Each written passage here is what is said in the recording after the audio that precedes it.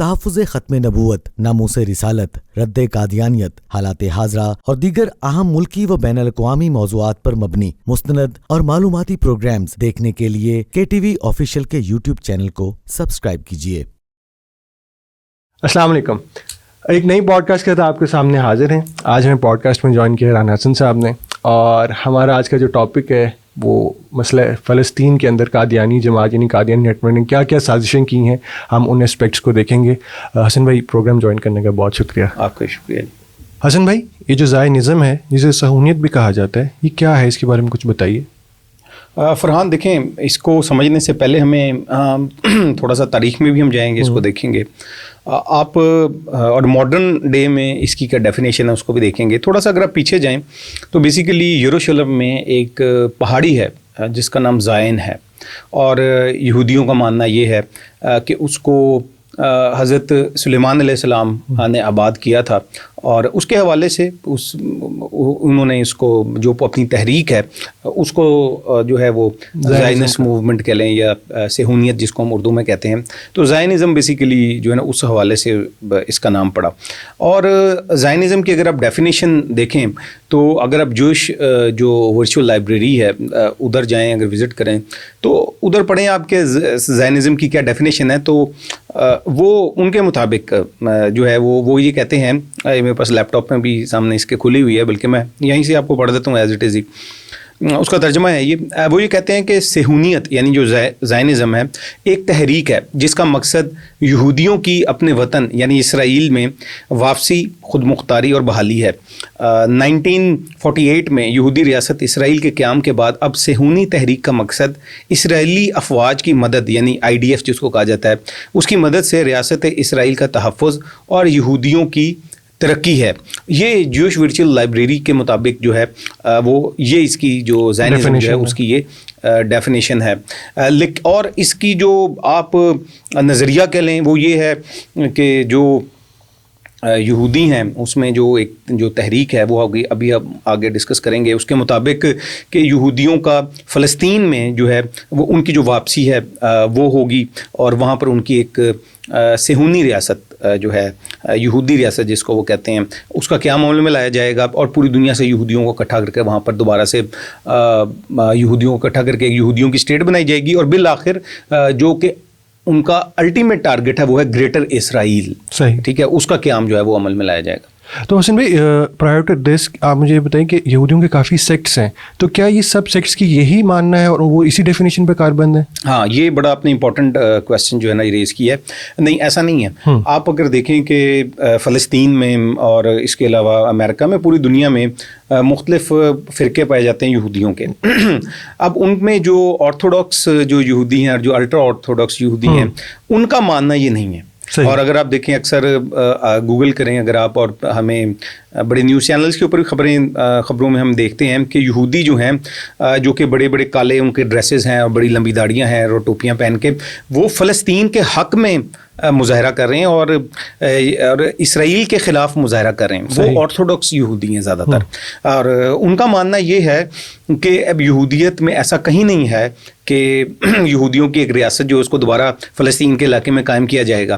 ان کا ماننا یہ ہے کہ جب تک کہ ان کا اصل نجات دہندہ جو ہے وہ قیامت سے پہلے جب تک نہیں آئے گا، جب تک ان کی ریاست جو ہے اس کا قیام عمل میں نہیں لایا جا سکتا، اور ان کے مطابق یہ جو تورات کی جو ٹیچنگز ہیں ان کے یہ خلاف ہے، یہی وجہ ہے، اور وہ یہ سمجھتے ہیں کہ ہمیں یہ سزا دی گئی ہے، اور جب تک ہمارا نجات دہندہ نہیں آئے گا تب تک ہم سزا کے طور پر ہماری کوئی ریاست جو ہے وہ اس کو قائم نہیں کیا جائے گا۔ یہی وجہ ہے کہ وہ بھی ان یہودیوں کو جو کہ ریاست فلسطین کے اندر ناجائز صہیونی ریاست کا قیام چاہتے ہیں، یا انہوں نے کسی حد تک جو ہے اس پہ قبضہ کیا ہوا ہے اور اسرائیل کی ریاست کا قیام کیا، یہی وجہ ہے کہ وہ اس کی مخالفت بھی کرتے ہیں، اور ان کو وہ صہیونی کہہ کے پکارتے ہیں، زائنسٹ کہہ کے پکارتے ہیں۔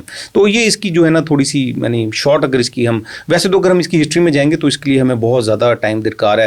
صہیونیت جو ہے زائنزم، وہ اس کی مختلف اقسام ہیں، جو ریلیجس زائنزم ہے، پولیٹیکل زائنزم ہے، لیکن یہ مطلب یہ اوور آل اگر ہم اس کو آسان طریقے سے سمجھنا چاہیں تو زائنسٹ جو ہے نا ان کو کہا جاتا ہے۔ جاتا ہے. صحیح. آپ نے جیسے بھی فرمایا کہ اس میں ناجائز قبضے کا ذکر ہوا, تو تھوڑا آپ مجھے اگر ہسٹری سے بتائیں کہ جو اسرائیل نے اور ان یہودیوں نے جو اس بلیف کے اوپر کاربند ہیں کہ ان کا جو ناجائز تسلط ہے فلسطین کے اوپر, جو قبضہ ہے, اس کی تھوڑی ہسٹری اور بیک گراؤنڈ اگر آپ مجھے بتائیں. ہاں, اس کو فرحان اگر ہم دیکھیں تو یہ اس طرح سے ہے کہ تقریباً آپ یہ کہہ سکتے ہیں کہ 1860 کے اندر یا 1870 کے اندر جو ہے یہ آوازیں تھوڑا سا پولیٹیکلی ہمیں اگر تاریخ میں ہم دیکھیں کہ سامنے آنا شروع ہوئیں کہ فلسطین کے اندر جو ہے شروع میں یہ آنا شروع ہوئیں کہ یہودیوں کے لیے ایک علیحدہ ریاست کا قیام عمل میں لانا چاہیے جہاں پر یہودیوں کی اسٹیٹ قائم کی جانی چاہیے. لیکن 1870 کے لیٹ 1870s میں اگر ہم دیکھیں تو اس میں ہمیں یہ ہلکی پھلکی آوازیں سنائی دینا شروع ہو گئیں کہ نہیں جی وہ فلسطین کے علاقے کے اندر جو ہے نا وہ اسرائیل کا قیام عمل میں لانا چاہیے اور یہودیوں کے لیے ایک علیحدہ سے اسٹیٹ جو ہے وہ بنانی چاہیے. یہ تھوڑا سا لیکن جو اس کو آپ یہ کہیں آرگنائز طریقے سے جس نے اس پوری تحریک کو موبلائز کیا وہ تھیوڈور ہرزل تھا, ہرزل کے نام سے مشہور ہے. اور یہ بیسیکلی یہ وہ شخص تھا کہ جس نے پوری دنیا سے جو کہنا چاہیے کہ ایک سوچ کے حامل جو یہودی تھے جو کہ ریاست اسرائیل کا قیام یا یہودیوں کی ریاست کا قیام عمل میں لانا چاہتے تھے ان کو اکٹھا کیا.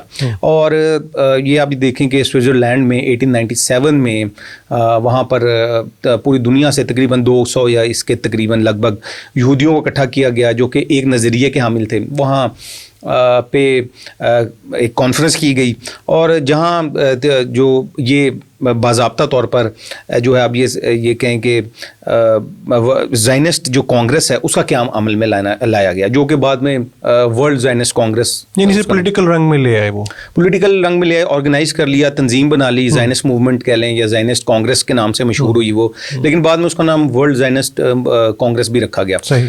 تو 1897 میں زائنسٹ کانگریس جو ہے نا اس کو وجود میں لایا گیا اور اس کے ہم آگے تفصیل سے دیکھیں گے کہ ان موومنٹ کو کس نے پیدا کیا, کیوں پیدا کیا, اور اس کے علاوہ اور صرف یہی صہیونی ریاست کے قیام کے لیے صرف آپ یہ دیکھیں کہ صرف اس تنظیم کا قیام عمل میں نہیں لایا گیا. اس کے علاوہ اور بھی ہم خیال لوگوں کو اکٹھا کیا گیا جن کا تعلق یہودیت سے نہیں تھا, ان کو بھی اس کے لیے اکٹھا کیا گیا مختلف تنظیموں کا نام دے کر.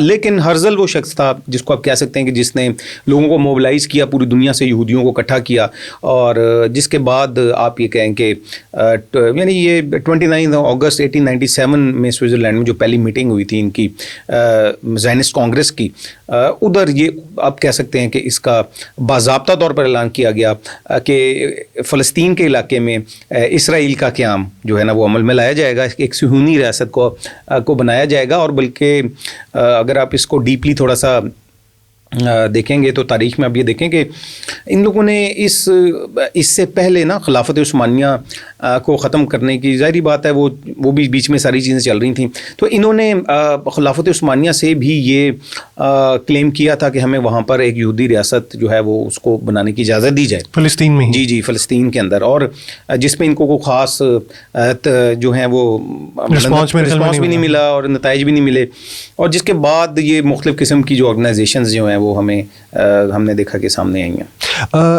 تو حسین بھائی جو فلسطین کی امپورٹنس ہے ان کے لیے وہ کس وجہ سے تھی؟ کیا پولیٹیکلی تھی یا کوئی اس میں ریلیجن کا رول تھا یا کوئی اور سیکرٹ چیز انوالو تھی؟ آخر فلسطین اتنا امپورٹنٹ کیوں تھا کہ وہیں ان کو جگہ چاہیے تھی؟ ہاں, یہ بھی بڑا امپورٹنٹ کویسچن ہے. بلکہ جب یہ انہوں نے مطالبہ کیا نا کہ ہمیں علیحدہ یہودی ریاست دنیا میں ہمیں علیحدہ ایک کہیں اور بھی تو کر سکتے تھے نا, یہودی ریاست ہمیں ملنا چاہیے. تو اس میں یہ چیز تقریباً 1903 میں غالباً ان کا کوئی تیسرا یا چوتھا اجلاس تھا زائنسٹ کانگریس کا, تو اس میں یہ چیز سامنے آئی اور ان کو افریقہ کے اندر پہ کہا گیا کہ افریقہ کے اندر آپ جگہ لے لیں, یہ ان کو کہا گیا. اور یہ جو یوگینڈا والی سائڈ ہے, ماڈرن جو اب یوگینڈا ہے, جہاں پر یہ والا علاقہ جو ہے نا ان کو کہا گیا کہ آپ ادھر ایک یہودی ریاست جو ہے نا اس کا قیام عمل میں لے آئیں. لیکن آپ اس کو اگر آپ نے جو ہے نا اس کا سارا بیک گراؤنڈ ریلیجس ہے. اچھا, یہودی آپ یہ دیکھیں کہ جو فلسطین کا علاقہ ہے وہ یہودیوں کے لیے, عیسائیوں کے لیے, مسیحیوں کے لیے یعنی اور مسلمانوں کے لیے متبرک ہے. اور یہودی جو ہیں وہ یہ سمجھتے ہیں کہ ان کا جو آخری جو نجات دہندہ آئے گا وہ وہاں پر بیٹھ کر پوری دنیا میں حکومت کرے گا. آپ کا مطلب دجال کی طرف ہے؟ مطلب ہم اس کو کہتے ہیں نا کہ وہ مسیح دجال ہوگا, صحیح, یعنی وہ اس کو اپنا نجات دہندہ کہتے ہیں, ہمارے مطابق وہ حضرت عیسیٰ علیہ السلام. اور پھر اسی طرح سے قرب قیامت جو ہے وہ ہم مسلمانوں کا یہ عقیدہ ہے کہ حضرت عیسیٰ علیہ السلام جو ہے تشریف لائیں گے. اور پھر کرسچنز جو ہیں وہ کیونکہ ان کا ماننا یہ ہے کہ یہ انبیاء کی سرزمین ہے, حضرت عیسیٰ علیہ السلام کی جائے پیدائش ہے اور انبیاء کی قبور وہاں پہ موجود ہیں, تو کرسچنز کے لیے بھی وہ متبرک جگہ ہے. تو آپ یہ دیکھیں کہ یہی وجہ ہے کہ مختلف تاریخ میں آپ دیکھیں کہ کبھی وہاں پر یہودیوں کا قبضہ رہا, کبھی کرسچنس کا رہا, اور ایک بہت عرصہ مسلمانوں کا وہاں پر حکمرانی کی ہے مسلمانوں نے, لیکن بعض پولیٹیکل وجوہات کی بنا پر اور بعض مسلمانوں کی اپنی غلط فیصلے ہیں جن کی وجہ سے میں سمجھتا ہوں کہ یہودیوں کا آج یا صہیونیوں کا اس کے اوپر قبضہ جو ہے وہ ہوا. تو اس کی بنیادی وجہ جو وہ ریلیجس ہی ہے. صحیح. آپ کی ہی جو آپ نے بات بتائی اسی سے میں ایک اور کوشچن ریز کروں گا کہ آپ نے فرمایا کہ جب یہ ورلڈ زائنسٹ فورم کانگریس کو فارم کیا گیا تو صرف یہی ایک تحریک نہیں تھی, ان کے کچھ الائز بھی بنے اس کے ساتھ. تو کچھ ان الائز کے بارے میں بتایا کہ کن لوگوں نے ان کا ساتھ دیا اور کیا اس کے لیے کچھ لوگوں کو پیدا بھی کیا, جیسے آج کل ہوتا ہے نا پروپیگیٹ کرنے کے لیے چیزوں کو, کہ پراکسیز کو بنایا جاتا ہے اور اپنے شو کیا جاتا ہے کہ ہمارے ہم خیال ہیں, لیکن وہ بیسکلی ان کو رن وہی لوگ کر رہے ہوتے ہیں بیک گراؤنڈ میں. دیکھیں یہ جو پراکسیز کی جو تاریخ ہے نا یہ آج کی نہیں ہے, بہت پرانی ہے. ماڈرن ڈے میں اب ڈیجیٹل ڈپلومیسی چل رہی ہے زیادہ تر, یا اور اگر آپ پچھلے ایرا میں چلے جائیں تو ڈپلومیسی تو بہرحال کسی نہ کسی رنگ کے اندر جو ہے وہ اپنا کام کرتی رہی ہے. اور پھر اسی طرح سے جو ڈپلومیسی ہے اس کے علاوہ آپ یہ دیکھیں کہ ایک ملک دوسرے ملک کے خلاف یا ایک فریق اپنے مخالف فریق کے خلاف پراکسیز کو یوز کرتا ہے, اور یہ بڑی پرانی ٹیکنیک ہے. تو اسی طریقے سے اگر آپ یہ دیکھیں کہ مطلب آپ اگر اس کی تاریخ میں جائیں تو آپ یہ دیکھیں گے کہ تقریباً 1290 یا 1200 کے آخر کے اندر آپ دیکھیں کہ یہودیوں کو برطانیہ سے جو ہے وہ نکال دیا گیا تھا. صحیح. اور اب اس کی کیا وجوہات تھیں, بہرحال یہ ایک بڑی لمبا علیحدہ سے ایک ڈبیٹ ہے. یہودیوں کو 1290 یا 1300 کے شروع میں مکمل طور پر یہ تقریباً نکال دیا گیا برطانیہ سے, اور تقریباً 1655 یا 56 میں دوبارہ سے ان کو دوبارہ آباد کرنا شروع کیا گیا برطانیہ میں. صحیح. اور تقریباً 1655 یا 56 سے لے کر پھر آپ یہ دیکھیں کہ 18 سینچری تک یہودیوں نے وہاں پر اپنے آپ کو اس قدر مضبوط کیا کہ وہاں پہ ایسے اپنے کاروبار جمائے اور اپنے آپ کو فائنینشلی اتنا اسٹرانگ کر لیا, پولیٹیکلی اتنا اسٹرانگ کر لیا, اور لابنگ اتنی تیز کی اپنی کہ آپ یہ دیکھیں کہ وہی برطانیہ جہاں 1855 یعنی 1855 سے پہلے جہاں پر سرکاری نوکریاں کسی طور پہ کوئی یہودی لے ہی نہیں سکتا تھا. ڈفرینسز بہت زیادہ تھے نا, آپ یہ دیکھیں کہ یہودیوں اور کرسچنس کے جو ریلیجس جو ڈفرینسز ہیں وہ کتنے زیادہ ہیں, ٹھیک ہے, اور ان کے آپس میں کتنی جنگیں ہوئی ہیں اور کتنی لڑائیاں ہوئی ہیں. لیکن ہم یہ دیکھتے ہیں کہ 18 سینچری کے اندر جو کرسچنز ہیں انہوں نے اس کو پس پوش ڈال دیا ان ڈفرینسز کو, اور یہودیوں نے بھی پس پوش ڈال دیا, اور وہ اپنے ایک دوسرے کے الائز بن گئے.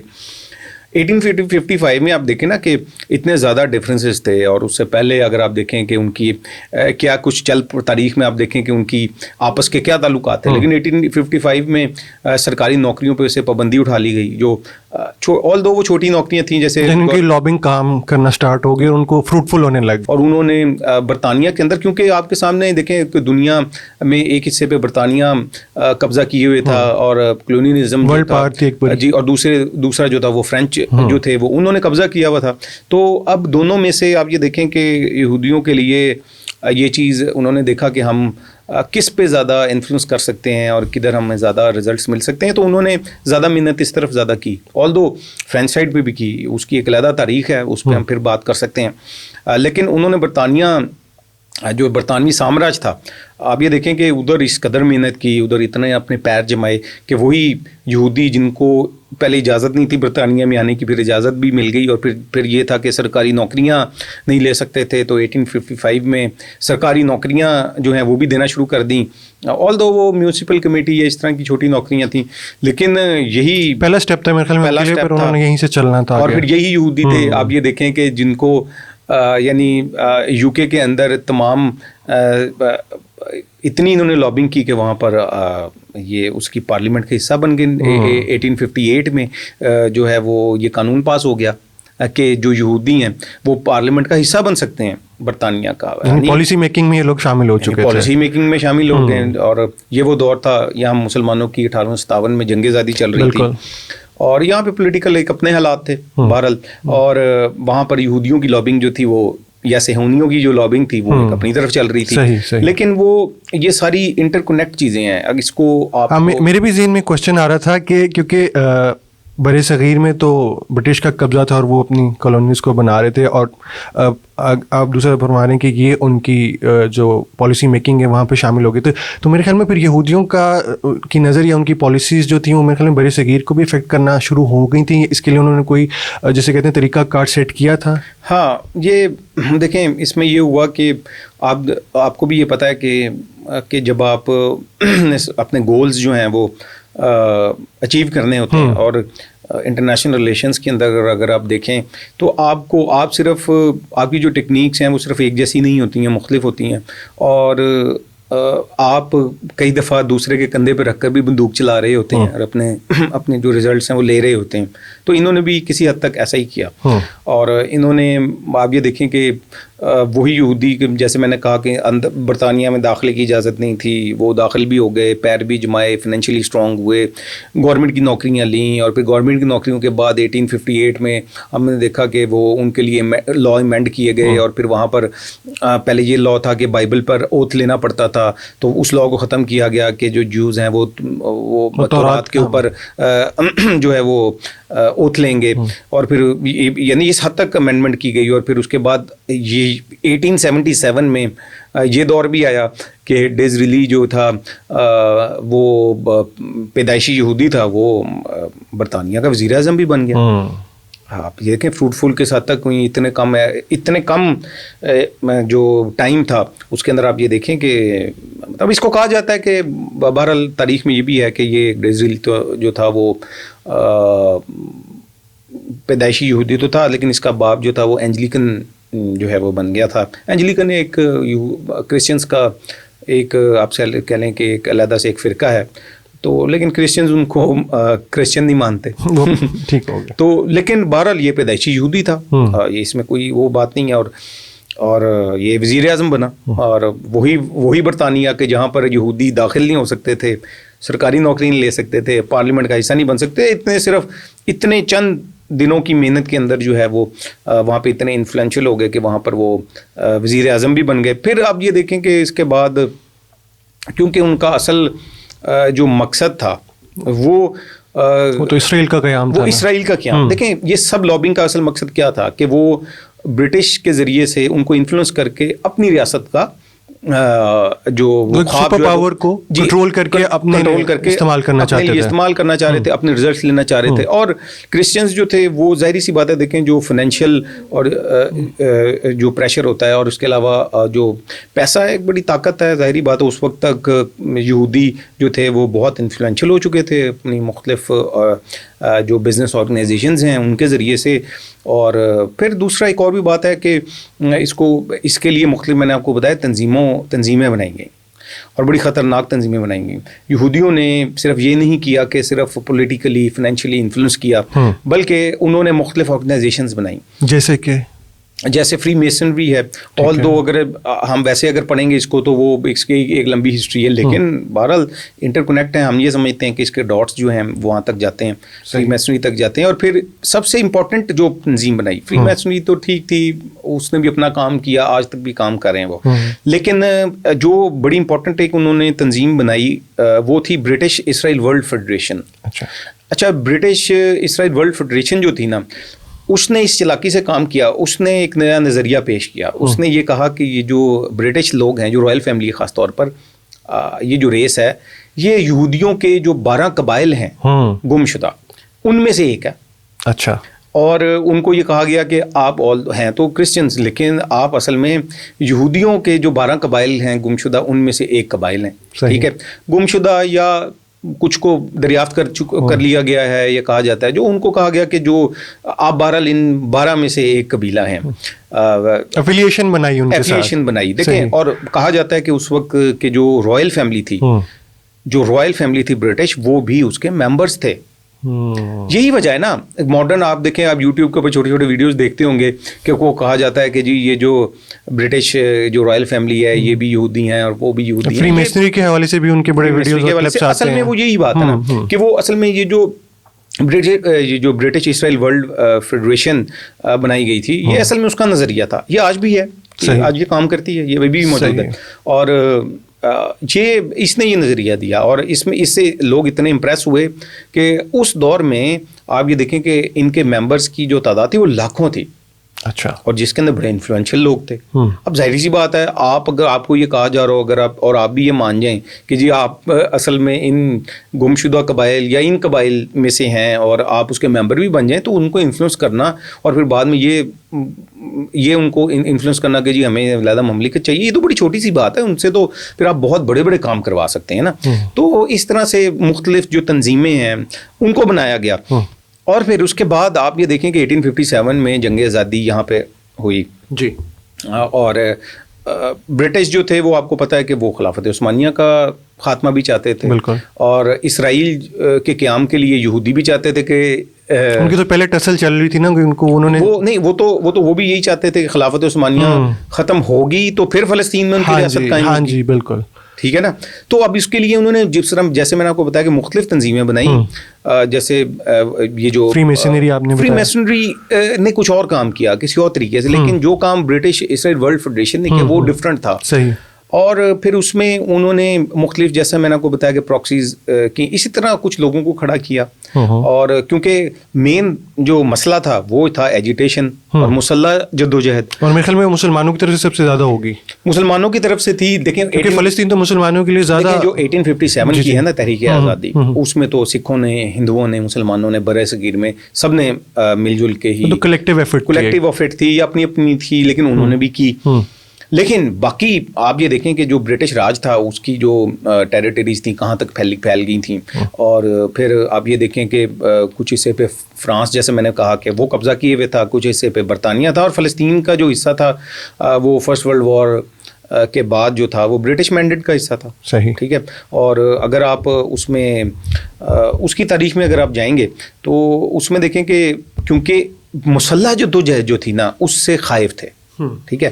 اور اس کو ختم کرنے کے لیے بھی مختلف لوگوں کو پیدا کیا گیا. اور اسی دوران جو ہے وہ آپ یہ دیکھیں کہ 1889 میں، ٹھیک ہے، 1889 کے اندر جو ہے وہ قادیانی پروجیکٹ جو ہے اس کو بھی لانچ کیا گیا. مرزا غلام قادیانی جس نے نبوت کا دعویٰ کیا، جس نے برطانوی سامراج کو کہا کہ اس کے خلاف جہاد کرنا حرام ہے اور اس کی اطاعت جو ہے وہ فرض ہے. اور حالانکہ سب کو پتہ ہے کہ وہ کس طرح انہوں نے یہاں کیا کیا مظالم کیے، لیکن ان کو بھی کھڑا کیا گیا. اور آپ یہ دیکھیں کہ جیسے فرسٹ ورلڈ وار جو ہے تقریباً 1914 سے 1918 تک تقریباً جاری رہی. تو اس وقت آپ یہ دیکھیں کہ تقریباً 1917 میں جو برطانوی افواج ہیں وہ یروشلم میں داخل ہوئی تھیں اور پھر قبضہ کرنے کے لیے. اور پھر اسی دوران آپ دیکھیں کہ جو بغداد تھا، سقوط بغداد جس کو کہا جاتا ہے، وہ بھی تقریباً 1917 میں ہی ہوا. 11 مارچ کہا جاتا ہے، مارچ 1917 میں ہوا. تو آپ یہ دیکھیں کہ کس طرح سے جیسے میں نے ذکر کیا جو پراکسیز تھیں وہ کام کر رہی تھیں، جو قادیانی پروجیکٹ تھا وہ کام کر رہا تھا. تو آپ اس میں دیکھیں کہ ان کا اپنا جو کتابیں ہیں اور اخبار ہے اس میں لکھا ہوا ہے کہ اس میں کہ، اور یہ بات جو 1974 میں قادیانیوں کو غیر مسلم اقلیت قرار دینے کی جو کارروائی ہے یہ اس کا بھی حصہ ہے. اور اس میں یہ لکھا ہوا ہے کہ جب قسطنطنیہ اور بغداد پر جب قبضہ ہوا تو قادیان جو قادیانیوں کے لیے ایک ان کا مرکز تھا، سیکرٹ بیس کہتے ہیں اس کو، مذہبی ان کی جگہ جہاں مرزا غلام قادیانی نے بیٹھ کر جھوٹا نبوت کا دعویٰ کیا، تو انہوں نے وہاں پہ چراغاں کیا گیا اس کی خوشی میں. جی. تو اس کو آپ دیکھ سکتے ہیں کہ کس طرح سے. اور پھر اس کے علاوہ جو مرزا غلام قادیانی کا بیٹا تھا اور قادیانی پروجیکٹ اور نیٹ ورک کا جو دوسرا سربراہ تھا مرزا بشیر الدین محمود، جی آپ اس میں دیکھیں کہ وہ اس کی اسٹیٹمنٹ بھی ہے الفضل کے اندر. قادیانیوں کا اخبار جو ہے الفضل ان کا مذہبی اخبار ہے، اس کی اسٹیٹمنٹ ہے کہ جو عراق کو فتح کرنے کے لیے قادیانیوں نے خون بہایا، اور اس نے یہ بھی کہا کہ میری تحریک پہ، یعنی اس کی تحریک کے اوپر جو احمدی ہیں یعنی جو قادیانی ہیں سینکڑوں کی تعداد میں انہوں نے جو ہے نا وہ برٹش کو جوائن کیا عراق کو فتح، بغداد کو، سقوط بغداد کے لیے، عراق کو فتح کرنے کے لیے، یعنی مسلمانوں کے خلاف. ظاہری بات ہے. دیکھیں وہ تو خلافت عثمانیہ کے خلاف جو ہے نا, پھر تحریک خلافت بھی یہیں سے آپ دیکھیں کہ یہ انڈیا پاکستان کا پرانا حصہ جو ہم جس کو ہندوستان متحدہ کہتے ہیں وہ بھی یہیں سے پھر یہیں سے سٹارٹ ہوئی تھی نا. تو قادیانیوں نے اس کی بھی مخالفت کی تھی, اور کیونکہ وہ ایک اپنی خلافت کو لے کے جو ہے وہ پوری دنیا میں پروموٹ کرتے ہیں, جو کہ آل دو جھوٹی اور جعلی ہے. لیکن اب آپ یہ دیکھ سکتے ہیں کہ کس طرح سے مختلف پراکسیز نے کام کیا. اور پھر اس کے علاوہ بھی ایک آپ اس کو یہ بھی دیکھیں نا کہ جو انہوں نے جو قادیانی پروجیکٹ ہے اس نے فلسطین کے اندر ایک یہودی ریاست یا ایک صہیونی ریاست کا جو قیام ہے اس کو قائم کرنے کے لیے آپ یہ دیکھیں کہ صرف عملی طور پہ خدمات نہیں سر انجام دیں. اچھا, ٹھیک ہے. یعنی مرزا غلام قادیانی کا بیٹا جو ہے وہ یہ کہتا ہے کہ ہم نے سقوط بغداد کے لیے بھی بندے بھیجے, اور پھر جب ہوا تو چراغاں بھی قادیان میں کیا گیا. صرف یہاں تک نہیں تھا, انہوں نے بیسیکلی مذہبی جواز بخشا. جو صہیونی ہیں ان کے لیے ایک مذہبی جواز بخشا, اور انہوں نے قرآن کی سورہ بنی اسرائیل کی آیت 104 ہے جی, اس کا ترجمہ اور اس کے ترجمے میں اس کے مفہوم میں تحریف کی, اور اس میں تفسیر یہ لکھی کہ اس آیت کا مفہوم یہ ہے کہ یہودی ایک دفعہ پھر فلسطین کے علاقے میں بسائے جائیں گے اور ان کی ریاست قائم کی جائے گی. یہ آپ یہ دیکھیں کہ یہ نظریہ یہ جو نیریٹو ہے یہ کیوں پیش کیا گیا اس دور میں, اور یہ اسرائیل بننے سے پہلے کا ہے. یہ مرزا غلام قادیانی کا جو بیٹا ہے مرزا بشیر الدین محمود, اس کی جو تفسیر ہے تفسیر صغیر اور تفسیر کبیر جو ہے وہ دونوں میں یہ موجود ہے. اور انہوں نے کس طرح یعنی سب کانٹیننٹ میں اپنے اس ناجائز نیریٹو کو بلڈ کرنے کے لیے انہوں نے اس قادیانی نیریٹو جی کیا نا, کیونکہ اس کی وجہ یہ تھی. دیکھیں کہ مسلمان جو تھے بہرحال ان میں انہوں نے مختلف لینگویجز میں کام کیا. جیسے مرزا غلام قادیانی کہتا ہے کہ میں نے ممانعت جہاد میں اور انگریزی اطاعت میں اس قدر کتابیں شائع کی ہیں, اور پھر اس کا ترجمہ کروا کر عرب ممالک میں بھی بھجوایا. تو اب آپ سوچ سکتے ہیں کہ مرزا غلام قادیانی نے جہاد کے خلاف اور برطانوی سامراج کی اطاعت کے لیے عربی میں کیوں ترجمہ کروایا, اور اس کا اثر وہ یہ کہتا ہے کہ اس کا اثر ہوا. اور ہم یہ دیکھتے ہیں کہ اس کا اثر یہ ہوا کہ وہ اصل میں برطانوی سامراج کے لیے سہولت کاری کی گئی. یہ وہی ایجیٹیشن جو ان کے حال سب سے بڑی ان کی رستے میں رکاوٹ تھی جذبہ کے خلاف, اس کو ختم کرنے کے لیے. اور پھر ان کا اصل موٹیو کیا تھا, وہ یہی تھا کہ فلسطین کے اندر جو ہے وہ ناجائز صہیونی ریاست جو ہے اس کا قیام عمل میں لایا جا سکے. تو مذہبی جواز بھی بخشا, عملی خدمات بھی قادیانی نیٹ ورک نے جو ہے وہ اس کام کے لیے جو ہے وہ دی ہیں. پھر بالآخر ہم یہ دیکھتے ہیں کہ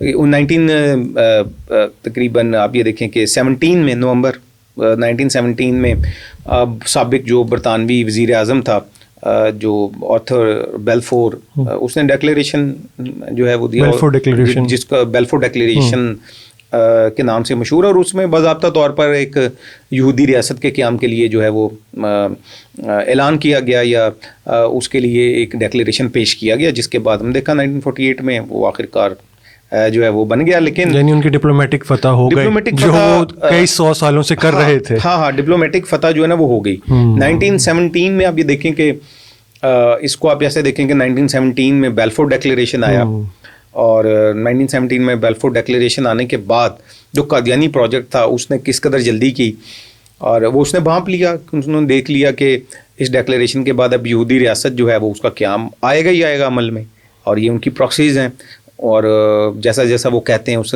طرح سے یہ کرتے ہیں, اور ان کے لیے سہولت کاری بھی کی, آج تک بھی کر رہے ہیں. ابھی ہم موجودہ کرنٹ تاریخ میں بھی کچھ اس پر ڈسکس کرتے ہیں.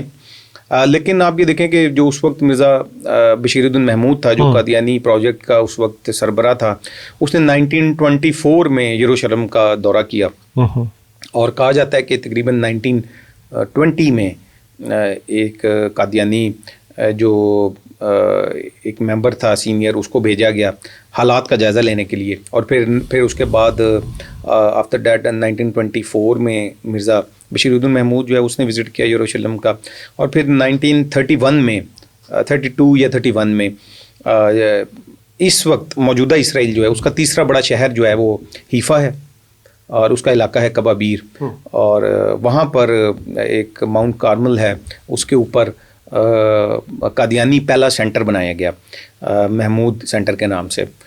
مرزا بشیر الدین محمود جو اس کا بیٹا اس کے نام سے 1931 یا 32 میں پہلا, اسرائیل میں کیا اجازت ہے ایسے سینٹرز بنانے کی، ریلیجیس سینٹرز کی؟ یہ قادیانی یہی دیکھیں، یہ سوال آپ کا ویلڈ ہے.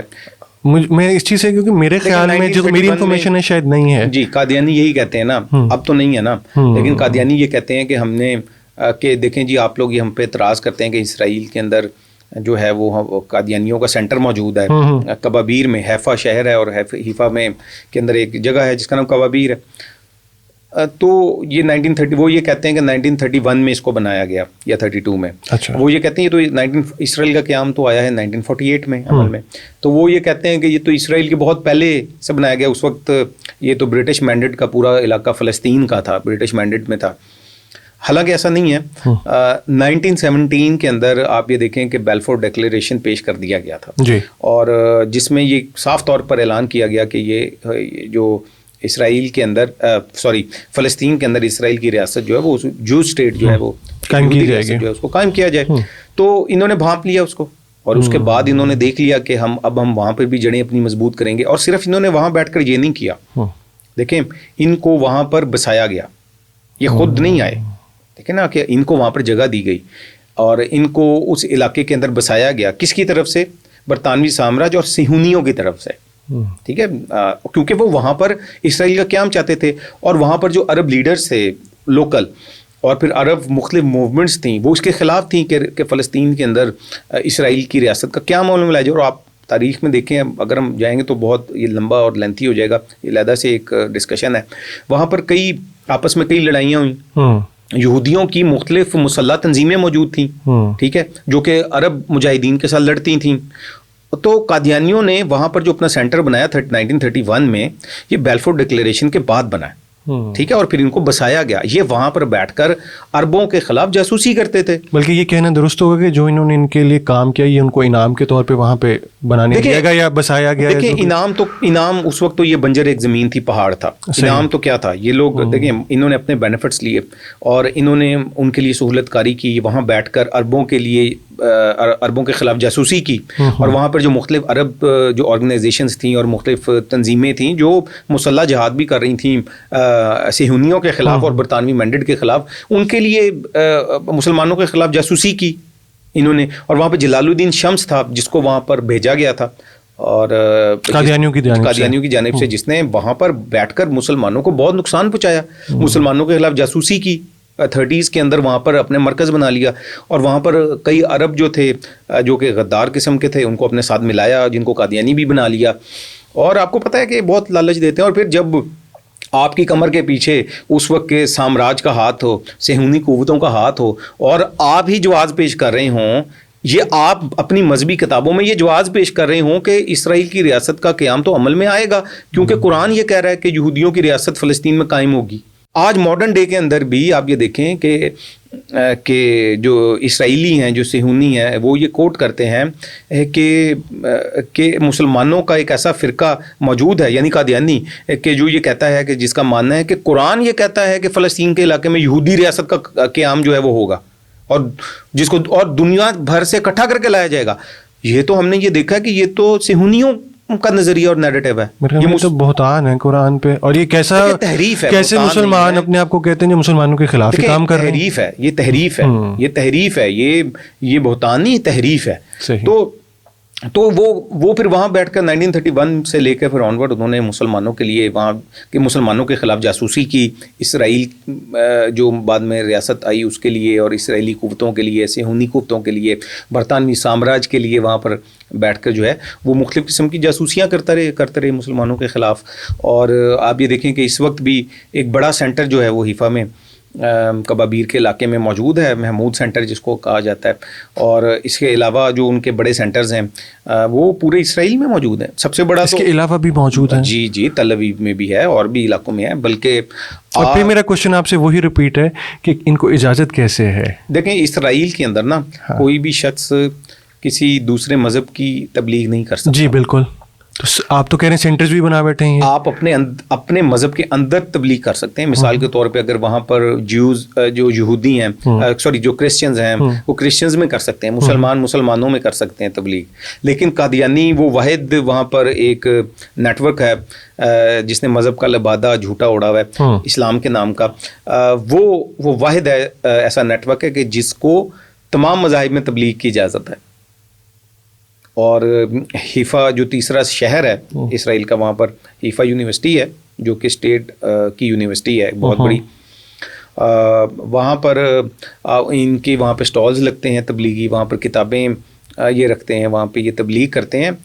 بلکہ پچھلے 1-1.5 سال کے پہلے کا واقعہ ہے کہ وہاں پہ جو یہودی اسٹوڈنٹس تھے انہوں نے اس پہ احتجاج بھی کیا تھا اسٹیٹ آف اسرائیل سے کہ یہاں پر یہ ان کو کیوں اتنی اجازت ہے. لیکن ان کو اجازت تو دیں گے, کیونکہ آپ یہ دیکھیں کہ جیسے یہ وہی ہیں جو کہ مسلمانوں, دیکھیں انہوں نے مذہبی جواز بخشا ہے اسرائیل کو ریاست اسرائیل کے قیام کے لیے, ایک ناجائز ریاست کے قیام کے لیے فلسطین اور مسلمانوں کے دل کے اندر وہاں پر انہوں نے جواز بخشا ہوا ہے.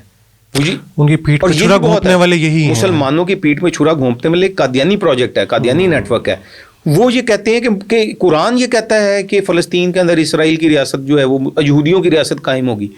بات سمجھ رہے ہیں؟ اور انہوں نے یہودیوں نے اس نیریٹو کو پورے مسلمانوں کو نیریٹو بنا کے پورے مسلمانوں کا نیریٹو بنا کر وہ پیش کرتے ہیں. اور پھر دوسرا یہ بھی ہے کہ وہ یہ دیکھیں کہ وہ پھر صرف اگر اتنی سی لائن کو لے لیں تو اس کے بدلے میں, جو کہ ایک بہت بڑا ایک بات ہے, اسی کے بدلے کے اندر وہ قادیانیوں کو مختلف جو ہیں وہ مطلب ان کو نوازتے بھی ہیں, بینیفٹس بھی دے رہے ہیں, اور بہت ساری چیزیں پردے کے پیچھے ہوتی ہیں. آپ کو پتا ہے کہ سامنے نہیں آتی ہیں, لیکن بہت ساری چیزیں سامنے آ جاتی ہیں. ہمارے سامنے بہت ساری ایسی چیزیں ہیں جو سامنے آتی جاتی ہیں, جو ہم ریویل کرتے بھی رہتے ہیں.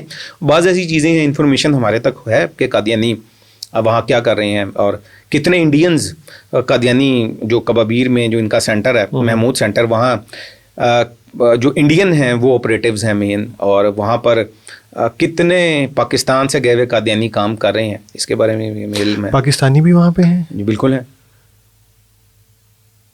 آپ کیا سمجھتے ہیں؟ پاکستان کے پاسپورٹ میں بڑا واضح لکھا ہوا کہ اسرائیل کے علاوہ ہر جگہ کے لیے قابل استعمال ہے. ہاں تو لیکن وہ قادیانی دیکھیں, آپ دیکھیں, اگر میری بات سمجھ گئے ہیں تو پاکستانی گیا کیسے وہاں؟ دیکھیں پاکستانی وہاں کیسے گئے, اس کے بعد بھی کئی اور بھی گئے ہیں. قادیانیوں کے علاوہ بھی آپ دیکھیں کہ کچھ لوگوں کو وہاں لے جایا گیا. یہ ایک پورا ایک سسٹم کام کر رہا ہے. لیکن قادیانی کس طرح گئے اور قادیانی کیا کر رہے ہیں؟ کچھ لوگ تو ہیں نا جو گئے اور آ گئے ہیں. قادیانی پاکستانی جو ہیں وہ وہاں پر سرو کر رہے ہیں مشن میں, قادیانی مشن کے اندر سرو کر رہے ہیں. ہمارے پاس پکچرز ہیں, کچھ کے نام بھی ہیں, پکچرز بھی ہیں. آپ یہ دیکھیں کہ تقریباً 23 مارچ 1940 قرارداد مقاصد جی لاہور میں ٹھیک ہے. آپ یہ دیکھیں کہ اس کا ریزولوشنز اٹھائیں اس کے, ٹھیک ہے. اس کے اندر اگر آپ پڑھیں گے اس کو, اس دور میں مسلم لیگ نے, ٹھیک ہے, جو کہ بانی پاکستان قائد اعظم محمد علی جناح رحمہ اللہ کی سربراہی میں چل رہی تھی, مسلم لیگ نے اظہار یکجہتی کیا فلسطینیوں کے ساتھ. صحیح. اس میں بھی اور قائد اعظم محمد علی جناح رحمۃ اللہ علیہ نے جب سے یہ تحریک شروع ہوئی صہیونیت کی کہ فلسطین کے اندر ایک یہودی ریاست کا قیام عمل میں لایا جائے, نہ صرف قائد اعظم بلکہ علامہ اقبال رحمہ اللہ نے بھی اس کی سخت مخالفت کی. اب آپ یہ دیکھیں کہ قائد اعظم محمد علی جناح آج جو ہمیں یہ لوگ کہتے ہیں نا, بعض لوگ کہتے ہیں جی ٹو اسٹیٹ تھیوری جو ہے نا, وہ اگر اس پہ آپ گامزن ہو جائیں تو یہ مسئلہ حل ہو جائے گا. مطلب ایک ریاست جو ہے وہ اسرائیل اور ایک ریاست فلسطین, اور دونوں خوش رہیں. قائد اعظم محمد علی جناح نے یکسر فلسطین کی ریاست کے اندر ایک یہودی ریاست کا قیام یکسر انہوں نے مسترد کیا, اور علامہ اقبال رحمہ اللہ نے یکسر مسترد کیا. علامہ اقبال رحمہ اللہ نے دورے کیے, فلسطین گئے اور مفتی اعظم فلسطین سے ملاقات کی. اس کے بعد لیٹر آن مفتی اعظم فلسطین پاکستان جب بن گئے اس کے بعد بھی تشریف لائے اور قائد اعظم محمد علی جناح کا شکریہ ادا کیا.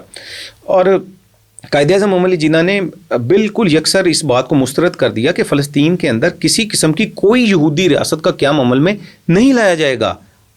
کیوں لایا جائے گا بھائی؟ پوری دنیا سے یہودیوں کو اکٹھا کر کے آپ یہاں پر اکٹھا کر دیں گے. یہ تو برطانوی سامراج نے اس کو کاٹ دیا اور کہا کہ اسرائیل کی ریاست ہے نا.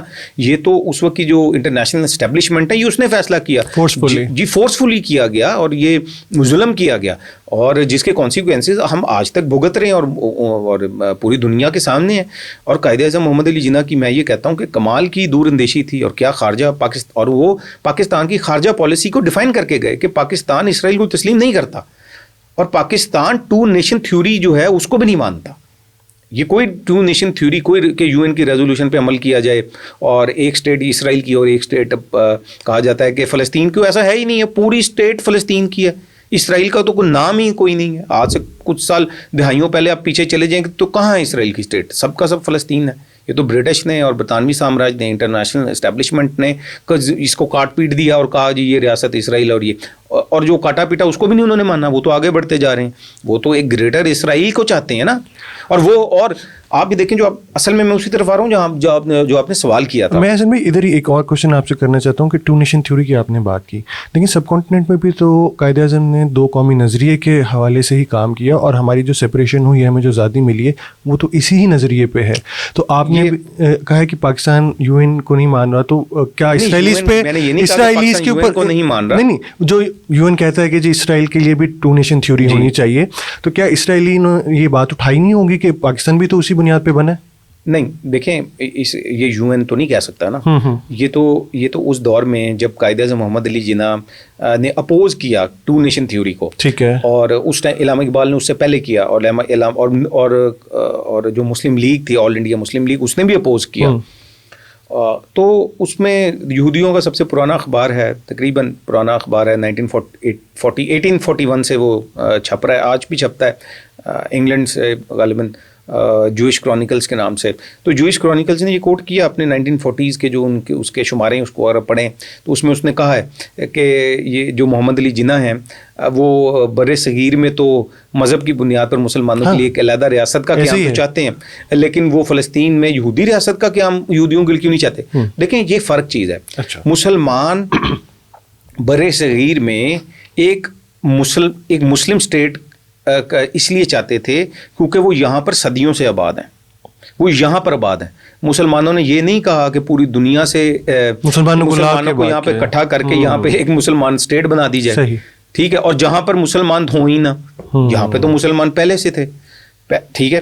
جبکہ فلسطین کے اندر یہ ہوا کہ وہاں پر یہودی تو تھے پہلے سے, خلافت عثمانیہ میں بھی تھے, اس سے پہلے بھی آباد تھے, لیکن بہت تھوڑی تعداد میں موجود تھے, ٹھیک ہے, اور وہ تھے صحیح لیکن بہت تھوڑی تعداد میں, جیسے مختلف ممالک میں مختلف مذاہب کے لوگ رہتے ہیں. بالکل.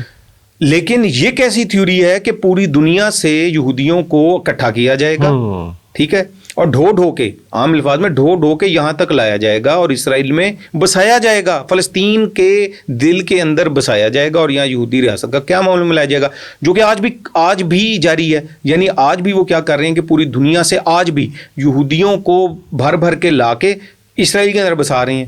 وہ تو نیٹیوز ہیں ہی نہیں وہاں کے, وہ نیٹیوز نہیں, جو نیٹیوز یہودی ہیں وہ تو بہت تھوڑے ہیں وہاں پہ. تو یہ مین ہے. اور پھر آپ یہ دیکھیں کہ یہی جوئش کرونیکلز جو ہے یہ آپ کو یہ کہتا نظر آئے گا کہ قائد اعظم محمد علی جناح نے اور ان کی جو لیگ ہے یعنی مسلم لیگ نے عربوں کی, یعنی جو فلسطینی ہیں, ان کی مدد کی اسرائیل کے خلاف, ہاں جی, اور ٹینکس دیے اور فنڈنگ کی اور اسلحہ دیا. یہ ہم نہیں کہہ رہے, یہ جوئش کرونیکلز اگر آپ 1945 کا شمارہ غالباً اکتوبر کا ہے وہ آپ اٹھائیں, اگر آپ پڑھیں تو اس کے اندر جوئش کرونیکلز خود کہہ رہا ہے کہ آپ یہ دیکھیں کہ قائد اعظم محمد علی جناح کو جو لوگ یہ کہتے ہیں کہ وہ الزام لگاتے ہیں کہ جی یہ تو برٹش کے ایک ایجنٹ تھے, یا برٹش کے کہنے پہ یا برٹش کے لیے انہوں نے پاکستان اور اس کو ڈیوائڈ کر دیا, تو وہ برٹش ہی تو نہیں تو اسرائیل کو بنایا تھا, سمجھ رہے ہیں. تو وہ ان کی یہ بات جو نگیٹ ہو جاتی ہے یہاں سے کہ قائد اعظم کس طرح سے کوئی برٹش کے ایجنٹ ہو سکتے ہیں. بھائی وہ یہ کیسے ایجنٹ تھے کہ جنہوں نے برٹش ہی کے خلاف فلسطینیوں کو جو اسلحہ دیا, اور وہ خود مان رہے ہیں کہ اسلحہ بھی دیا, ٹینک بھی دیے, اور یہ کیسے تھے کہ وہ زندگی کے آخری لمحے تک اس کو اپوز کرتے رہے, اور یہ کیسے تھے کہ جنہوں نے پاکستان کی خارجہ پالیسی اس کو ڈیفائن کر کے گئے کہ پاکستان اسٹیٹ آف اسرائیل کو نہیں تسلیم ہی نہیں کرتا. ٹھیک ہے. تو آج جو لوگ اسٹیٹ آف اسرائیل کو تسلیم کرنے کی بات کرتے ہیں کہ پاکستان تسلیم کر لے, تو وہ ان کو بانی پاکستان قائد اعظم محمد علی جناح کی جو اسٹیٹمنٹس ہیں ان کو پڑھنا چاہیے. ان کو علامہ اقبال رحمہ اللہ کی جو کوششیں اور کاوشیں اس حوالے سے ان کو دیکھنا چاہیے. حتیٰ کہ آپ یہ دیکھیں کہ اس ٹائم میں تو گاندھی نے بھی اپوز کیا اس چیز کو. اچھا, اس دور میں تو گاندھی جو ہے اس نے بھی اس کو اپوز کیا کہ یہ جو 2 اسٹیٹ تھیوری تھی فلسطین کے اندر یہودی ریاست کا قیام, یہ تو اس کو گاندھی اور بعد میں پھر یہ تو ایک علیحدہ تاریخ ہے کہ انڈیا کی تو سب سے بڑا الائے ہے ان کا. ہاں, اب تو سب سے بڑا الائے ہے, اور یہ ایک علیحدہ تاریخ ہے کہ انڈیا اور اسرائیل کے تعلقات کس طرح سے بڑھے اور کیا کیا, وہ ایک بات ایک اور سٹوری ہے. صحیح. لیکن آپ یہ دیکھیں کہ آپ نے جو سوال کیا ہم کسی اور طرف نکل گئے. جی میں واپس اسی سوال پہ. قادیانی دیکھیں, وہ آپ یہ دیکھیں کہ پاکستان میں ایک نیریٹو اس کو جو ہے نا آرگنائز طریقے سے پھیلایا جا رہا ہے. ٹھیک ہے کہ جی پاکستان اسرائیل کو تسلیم کر لے. اس حوالے سے مختلف آرگنائزیشنز بنتی رہتی ہیں اور مختلف قسم کی این جی اوز کام کر رہی ہیں, جس میں سے ایک شراکہ ہے. اور پچھلے کچھ عرصے میں ہم نے دیکھا کہ ابراہیم اکارڈ سامنے آیا اور یہ کہا, جس کے بعد مختلف عرب کنٹریز نے اسرائیل کو تسلیم بھی کر لیا. اور ابراہیم اکارڈ کے مطابق کہ جی جتنے بھی ابراہیمی مذاہب کے پیروکار ہیں, یعنی کرسچنز ہیں, مسلمان ہیں, یہودی ہیں, وہ مل جل کر مشرق وسطیٰ کے امن کے لیے کام کریں گے. اور اصل میں وہ اس لیے کہ وہ باقی مسلم کنٹریز کے ساتھ اسرائیل کے ڈپلومیٹک جو ریلیشنز ہیں ان کو قائم کیا جائے. ابراہیم اکارڈ کا اس کو بڑا میٹھا سا نام دیا گیا, اور جس کے بعد ہم نے یہ دیکھا کہ مختلف مسلمان ممالک نے ڈپلومیٹک ریلیشنز قائم کیے, تسلیم کیا اور اپنی ایمبیسیز تل ابیب میں کھول لی ہیں. اور قادیانی بھی یہی چاہتے ہیں. جو قادیانی ہیں وہ بھی ابراہیم اکارڈ اور ابراہیم ری یونین جیسے ناموں, یعنی صرف ابراہیم اکارڈ نہیں ہے, اس طرح کے اور ناموں سے بھی کام ہو رہا ہے, جیسے ابراہیم ری یونین کے نام سے کام ہو رہا ہے. تو قادیانی اس کا حصہ ہیں, اور ہمارے پاس ثبوت اس کے موجود ہیں, پکچرز موجود ہیں کہ قادیانی جو اسرائیلی بھارتی قادیانی جو آپریٹیوز ہیں وہاں پر, وہ کس طرح ابراہیم ری یونین کے نیریٹو کو لے کر وہاں پر چل رہے ہیں. اور اگر ان کے باقی سب چیزوں کو اب سائڈ بھی کر دیں تو ان کا یہ جرم ہی ایک بہت بڑا ہے کہ انہوں نے ایک مذہبی جواز بخشا ہوا ہے اسرائیل کو, کہ وہ مذہبی طور پر, جی قرآن یہ کہتا ہے کہ فلسطین کے اندر یہودیوں کا جو ایک ملک ہے اس کو بسایا جائے گا.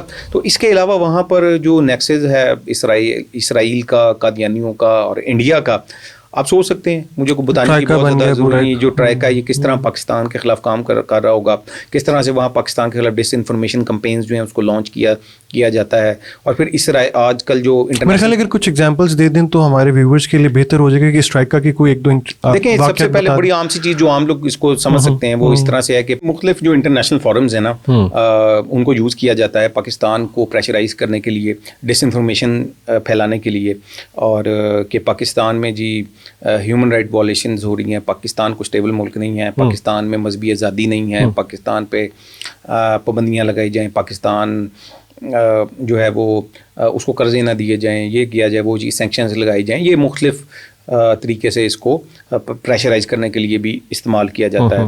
اور پھر اس کے علاوہ جیسے میں نے آپ کو پہلے بتایا کہ چونکہ پاکستان جو ہے وہ ان بڑے ممالک میں سے ہے جو اسرائیل کو تسلیم نہیں کرتا, تو اس حوالے سے لابنگ کرنا اور پاکستان کو پریشرائز کرنا, مختلف ابراہیم اکارڈ, ابراہیم ری یونین اور شراکہ اور اس طرح کے این جی اوز بنا کے اور ڈفرینٹ اور ناموں سے کہ پاکستان جو ہے وہ اسرائیل کو تسلیم کر لے. اس میں قادیانی جو ہیں وہ بھی لابنگ جو وہاں بیٹھ کر جو ہے وہ لابنگ کرتے ہیں. اور پھر اس کے ساتھ ساتھ سب سے زیادہ بھارت کے ساتھ مل کر جو ہے وہ پاکستان کے خلاف, جیسا میں نے پہلے بتایا کہ ڈس انفارمیشن کمپینز جو ہیں وہ ان کو لانچ کرنا.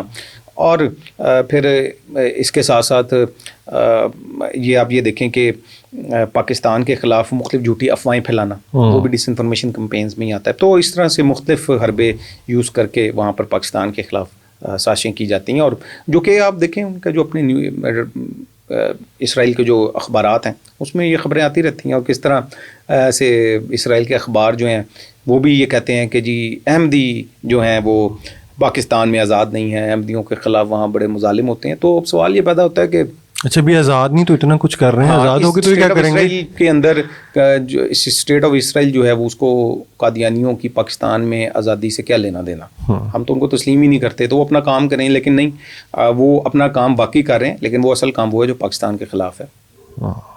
حسن بھائی, مجھے کیونکہ کرنٹ سینیریو مجھے یہ بھی بتائیں کہ جو اس وقت حالیہ دنوں میں جو اسرائیل فلسطین پہ مظالم ڈھا رہا ہے, جو وہاں پہ حالات ہیں, کہ اس میں بھی قادیانیوں کا کیا اس وقت رول ہے؟ دیکھیں, یہ بہت ساری چیزیں جو ہیں نا وہ پردے کے پیچھے ہوتی ہیں, جو سامنے نہیں آتی, لیکن بہت ساری, جیسے میں نے پہلے بتایا, بہت ساری چیزیں جو ہیں وہ آ بھی جاتی ہیں.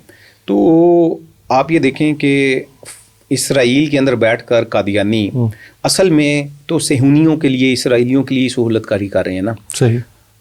جیسا کہ غزہ کے اندر انہوں نے مختلف اپنے وہاں پہ سینٹرز بنائے ہوئے ہیں قادیانیوں نے. اچھا. اسی طرح مغربی کنارہ جو ویسٹ بینک کہتے ہیں, اس میں وہاں پر بھی ان کا سینٹر موجود ہے, اور اس کا نام بھی انہوں نے بیت الامن رکھا ہوا ہے, اور جو کچھ عرصہ پہلے ہی قائم کیا انہوں نے.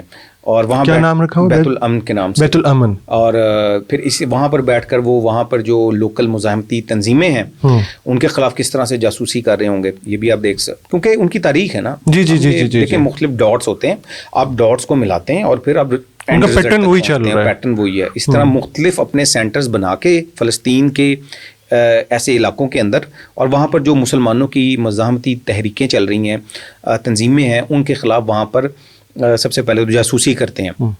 اس کے علاوہ ابھی دیکھیں, کچھ دن قبل جو ہے وہ انہوں نے وہاں 3 دن کا ایک ایونٹ بھی کیا ہے اسرائیل کے اندر, اپنا جو محمود سینٹر ہے ادھر, اور وہاں پر سارے مذاہب والوں کو بھی اکٹھا کیا, اور وہاں پر بھی یہی انہوں نے کہا کہ جناب جو فلسطین کے جو مزاحمتی گروپس ہیں ان کی مخالفت کی. اچھا. اور ان کی مخالفت کی اور کہا کہ جی ہم تو امن چاہتے ہیں. اور یہ کیسا امن ہے, آپ کو میں یہ بتاتا چلوں, ہمارے پاس پکچرز موجود ہیں. یہ کیسا امن ہے کہ ان کی اس کانفرنس کے اندر IDF یعنی کہ اسرائیلی ڈیفینس فورسز, جو کہ ناجائز صہیونی جو قوتیں ہیں, وہ اپنی وردی پہن کے, ان کے فوجی جو ہیں وہ اس میں بیٹھے ہوئے ہیں اس تقریب کے اندر, قادیانیوں کی تقریب میں.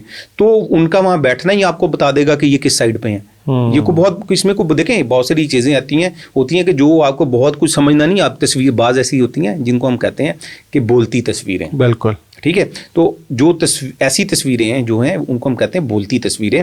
جس سیریمنی کے اندر صہیونی قابض افواج جو ہیں وہ قادیانیوں کی سیریمنیز کو اٹینڈ کریں, ان سے خوش ہوں اور ان کو پروموٹ کر رہی ہوں اور ایسی قوتوں کا ساتھ دے رہی ہوں, تو آپ خود سمجھ سکتے ہیں کہ وہ کس سائڈ پہ ہیں. اور قادیانی ہمیشہ سے ہی سامراجی اور جو طاقتیں ان کے ساتھ رہی ہیں, صہیونی طاقتوں کا انہوں نے ساتھ دیا ہے. اور آج کا دن جو ہم دیکھ رہے ہیں, فلسطین کے اوپر جو ناجائز صہیونی ریاست نے قبضہ کیا ہوا ہے, اس کے اندر ایک بہت بڑی سہولت کاری جو ہے وہ قادیانیوں نے کی ہے. مذہبی جواز بھی بخشا ہے, تاریخ میں ہم دیکھیں تو بندے بھی فراہم کیے ہیں, لڑنے کے لیے فراہم کیے ہیں, اور آج کی ڈیٹ کے اندر بھی وہ نہ صرف مذہبی جواز بخش رہے ہیں ان کو, صہیونیوں کو, ان کی ریاست قائم کرنے کے لیے, بلکہ اس کے ساتھ ساتھ ان کے لیے جو ہے وہ مکمل سہولت کاری کر رہے ہیں, جاسوسی کر رہے ہیں, اور عملی اپنی جو خدمات ہیں وہ بھی مسلمانوں کے خلاف دے رہے ہیں. بہت شکریہ حسن بھائی. آج کی پوڈ کاسٹ میں ہمارے ویورز کے لیے بالکل نئی انفارمیشن اور بہت امپورٹنٹ انفارمیشن تھی. آپ نے پوڈ کاسٹ کو جوائن کیا, اپنا ٹائم دیا, بہت شکریہ. آپ کا بھی بہت شکریہ.